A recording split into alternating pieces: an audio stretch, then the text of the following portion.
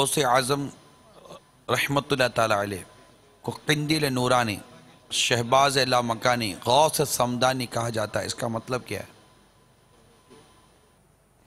قندیل نورانی، قندیل یہ نہیں لٹکتے ہوتے جھومر بتیوں کے، اور یہ قندیل کہلاتے ہیں نا، تو اور مطلقاً وہ جو فانوس ہے اس کو بھی قندیل بولتے ہیں غالباً. نورانی، نور کا قندیل، یعنی نور تقسیم کرنے والا نور، علم کا نور ہو، تصوف کا نور ہو، طریقت کا نور ہو، شریعت کا نور ہو، یہ نور بانٹنے والے، روشنیاں دیتے ہیں، یہ اندھیروں سے نکالتے ہیں. قندیل نورانی، شہباز لامکانی، لامکان تک پرواز کرنے والا شہباز. شہباز یہ پرندہ ہے، وہ پرندے کا لقب ہے. یہ اپنے باز جو شاید اسی کو شہباز کہتے ہیں. باز پرندہ مشہور ہے، عربوں میں تو بہت مقبول پرندہ ہے. یہ پالتے ہیں اہل عرب پالتے ہیں اس کو. تو سب نہیں، لیکن جو اس طرح کے کھلنڈرے ٹائپ کے ہوتے ہیں وہ پالتے ہیں. شاہین بھی شاید اسی کو بولتے ہیں. اور یہ بلند پرواز ہوتا ہے، شاہین بھی بلند پرواز ہوتا ہے، اور شہباز یہ بھی اونچی پرواز. یہ چیلے کتنا اونچی اڑتی ہے، کبوتر اتنا تھوڑی اونچا اڑ سکتا ہے. چڑیا اور یہ سب کے حدود ہیں. جیسے گاڑیوں کی رفتار ہے اپنی ہوتی ہے، ہوائی جہاز کی رفتار کیسی ہوتی ہے، پھر اس میں بھی ہوائی جہازوں میں رفتار کے ایک سے ایک رفتاریں ہوتی ہیں. یہ مطلب کہ لا مکان کی سیر کرنے والا، جہاں کوئی مکان نہیں ہے.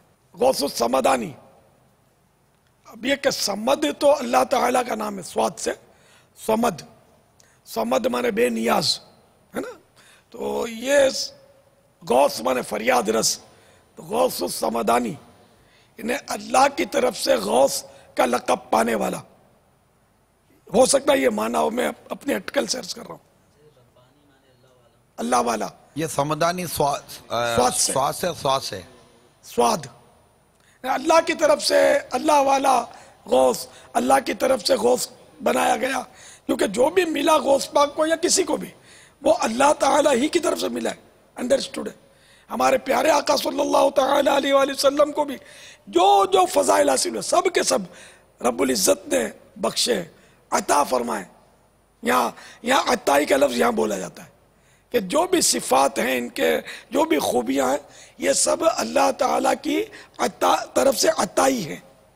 اور اللہ تعالیٰ کو جو خوبیاں حاصل ہیں وہ کسی سے حاصل نہیں ہے، وہ خود بخود ہے، ذاتی. تو ذاتی کے مقابلے میں عطائی. تو جیسے علم غیب، تو بعض لوگوں کو وسوسہ آتا ہے کہ علم غیب اللہ کو ہے، نبی کو علم غیب بولو تو برابری ہوگی.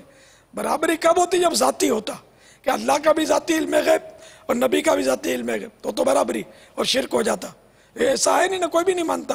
جو بھی مطلب مسلمان کا عقیدہ یہی ہے کہ اللہ تعالیٰ کا علم غیب ذاتی نہ خود بخود ہے، اس کو کسی نے دیا نہیں ہے.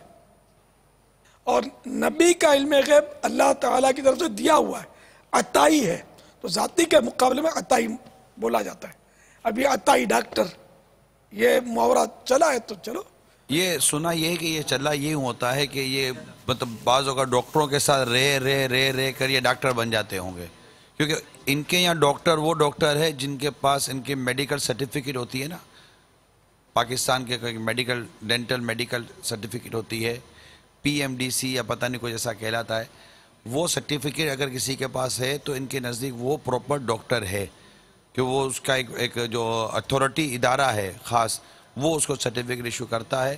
اس طرح کے دیگر ڈاکٹر کے پاس سرٹیفکیٹ نہیں ہوتی، اور وہ گلی کچوں میں بیٹھ کر دوائیاں دے رہے ہوتے ہیں. عموماً یہ کچھ زیادہ اپنی ڈگری بھی نہیں لکھ سکتے. اور ایسے ڈاکٹر عموماً اس طرح کے ڈاکٹر سے نقصانات بھی جو جیسے ہوتے ہیں، جو پچھلے دنوں جو سلسلے کیا تھا نا، اس میں ساری یہ باتیں کھل کر سامنے آئی تھی. لیکن اس میں تھوڑی سی وضاحت میں کروں گا کہ جیسا آپ نے ڈاکٹروں میں ماتحت کام کرتے تو یہ مسئلہ ہے کہ جیسے حکیم یا ڈاکٹر کے ماتحت اس کی نگرانی میں کسی نے کام کیا، علاج کیا، کرتا رہا یہاں تک کہ وہ ماہر ہو گیا، اور اب وہ ڈاکٹر نے اس کو اجازت دے دی کہ تو علاج کر سکتا ہے. تو یہ بھلے قانونی طور پر اس کے بعد ڈگری نہیں ہے، لیکن یہ ڈاکٹر کی اس ڈیفینیشن میں آ جائے گا. اب علاج میں ہاتھ ڈالنا اس کا حرام نہیں ہے، البتہ قانونی اب بھی جرم ہے، اس لیے یہ جائز نہیں رہے گا، یہ قانون اس کو پکڑ لے گا. تو اب اس قانون سے اس کو بچنے کے لیے یہ کلینک نہیں چلانا چاہیے.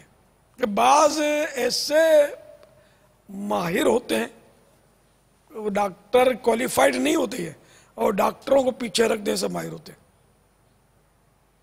اب ڈاکٹر بھی تو ہر ڈاکٹر ذہین نہیں ہوتا، بعض ڈاکٹر بڑے ذہین ہوتے ہیں تو وہ بہت مطلب نکل جاتے ہیں آگے، خود علاج بھی دریافت کرتے ہیں اور ان کا ایک نام ہو جاتا ہے.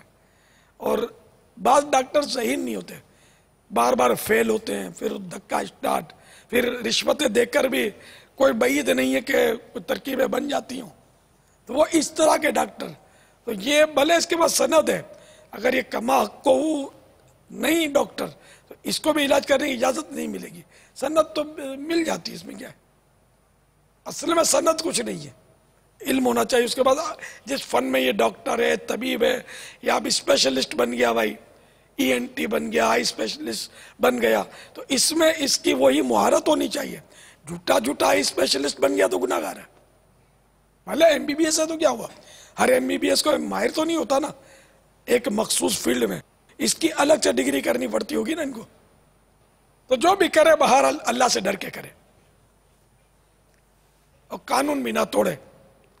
پھر قانون پکڑے گا تو پھر تذلیل ذلت ہوگی، اخبار میں آئے گا، بدنامی ہوگی، پھر رشوتیں دے گا یا سریوں کے پیچھے جائے گا، بدنامی اور گناہوں میں پڑے گا رشوت دے کر. واللہ تعالی اعلم ورسولہ اعلم عز وجل وصلی اللہ تعالی علیہ وآلہ وسلم. صلو علی الحبیب صلی اللہ تعالی علی محمد. مجھے اپنی اور ساری دنیا کے لوگوں کی اصلاح کی کوشش کرنی ہے.